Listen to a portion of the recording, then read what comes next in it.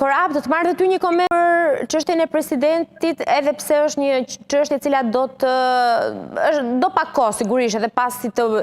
gjendet edhe një lloj bashkëpunimi, nëse do të gjendet një lloj tillë mes partive për të sjellë edhe kryeministrin apo qeverinë e Kosovës. Unë mendoj që zonja presidente do të jetë përsëri kandidate për shkak të veprimtarisë së saj të dobishme për vendin. Ajo vetë para disa ditësh ka thënë që do ta vlerësojmë në qoftë se është mirë për Kosovën, do thonë do të kandidoj ose jo. Por unë e shoh që ajo do të jetë kandidate dhe mendoj që Lidhja Demokratike e Kosovës ka shumë më tepër gjasa që të angazhohet në një koalicion me kryeministrin Kurti, se mos të harrojmë, Lidhja Demokratike e Kosovës është në një proces të thellë ristrukturimi dhe ringritje sistemit të saj, ka organizuar të gjitha degët e reja në Kosovë, janë edhe pak zërat të cilët kanë mbetur nga ata njerëzit tradicional të LDK-s, të cilët po e kundërshtojnë këtë sistemi, këtë koalicion, por si duke, më thonë, ka një dakordant që ajo të jetë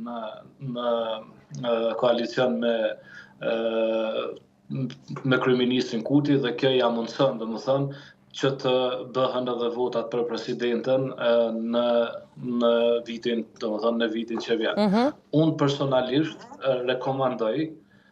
që të bëhet një koalicion I Lidhjes Demokratike të Kosovës me vetëvendosje. Sepse ajo si themi e zgjeron bazën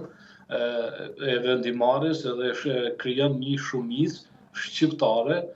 përjashtuese të listës serbe nga institucionet e qeverisë së Kosovës. Për mua është shumë e rëndësishme